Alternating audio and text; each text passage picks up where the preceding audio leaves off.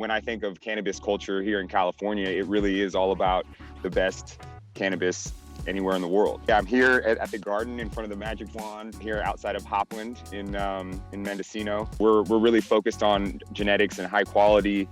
We really think of it as a three-pronged thing, starting with amazing genetics, growing with amazing cultivation, organic cultivation practices. We're doing kind of all living soils and compost teas out here, and then really finishing that off with an amazing environment. We're at 2,600 feet here, one of the highest elevations in the county. And so I really consider myself like a second generation member of this community. Really honored to like kind of continue the culture forward. In terms of my relationship with the plant, yeah, it started really early. I was kind of around it in my community and in my family. It was used as a really communal thing. And then as I grew older, it was something that I used like in a really meditative, really kind of spiritual way. And then after I graduated college, I moved back to California. I went to school in Louisiana, and I linked up with Ben Blake, who is my co-founder here at Esensia. And we started to just kind of mess around and kind of grow as a hobby in about 2009.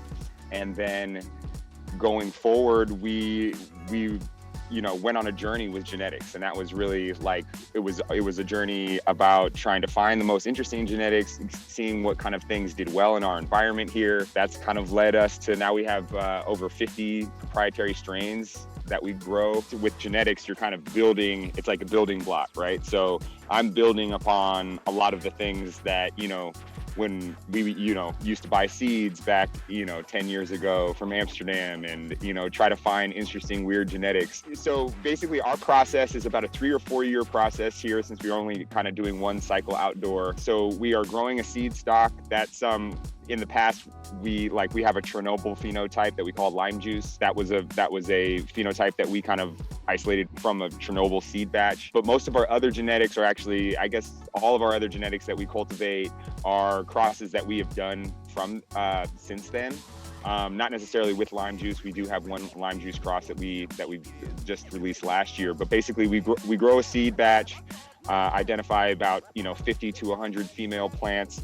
Harvest them all separately, identify and we're really looking for, we take notes on the growing process, but it's really more about the bud quality at the end. That's really all we really are focused on, since we're really focused on, a premium craft product. So we're kind of focused on that bud. We kind of have our clones that we've taken during the vegetative cycle. The next year we will grow a clone batch of probably several phenotypes from that batch and kind of see which ones do the best.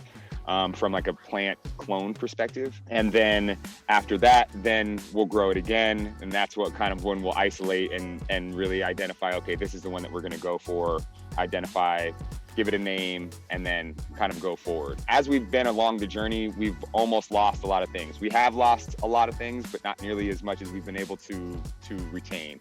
A big part of that process has been working with a tissue culture lab in Davis to kind of store our genetics, and it actually is something that came after a pest outbreak in our mother room that we almost lost a lot of our genetics. So in that process, it's been something that has allowed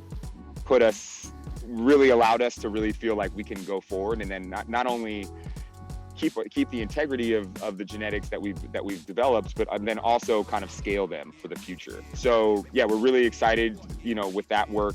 That's been amazing. We also have started to do kind of plant identifiers in order for this IP protection. The IP protection, as you know, is really complicated because it's a Schedule I drug, Schedule I substance according to the federal government. And so therefore we can't get a federal patent, we can't get a plant patent, but there are some interesting ways to kind of protect that locally here in California. For us, really, we've kept them all exclusive to us. We just started working with a nursery in order to kind of get out some of our genetics because we've developed so many genetics over the years, we have a lot of genetics that we don't necessarily grow every year.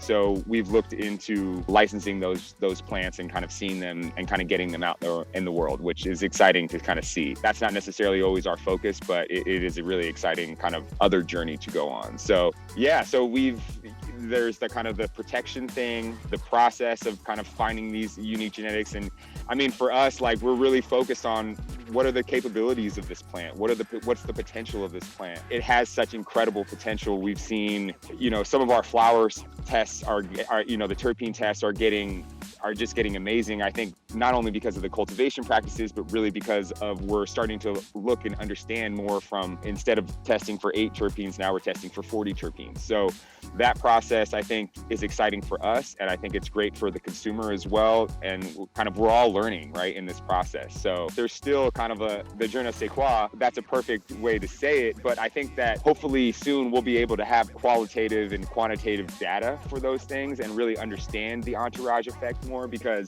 we're starting to see some really interesting cannabinoid breakdowns and terpene breakdowns that are starting to give some context to that experience. California is such a huge market. In Mendocino, we're limited to 10,000 square feet per parcel. So our current permit is just 10,000 square feet. We'd love to get an additional parcel, but that means only in Mendocino, we'd only be able to have 20,000 square feet. That has, going back to the craft story, we saw that Mendocino's always been focused on kind of small scale, high quality.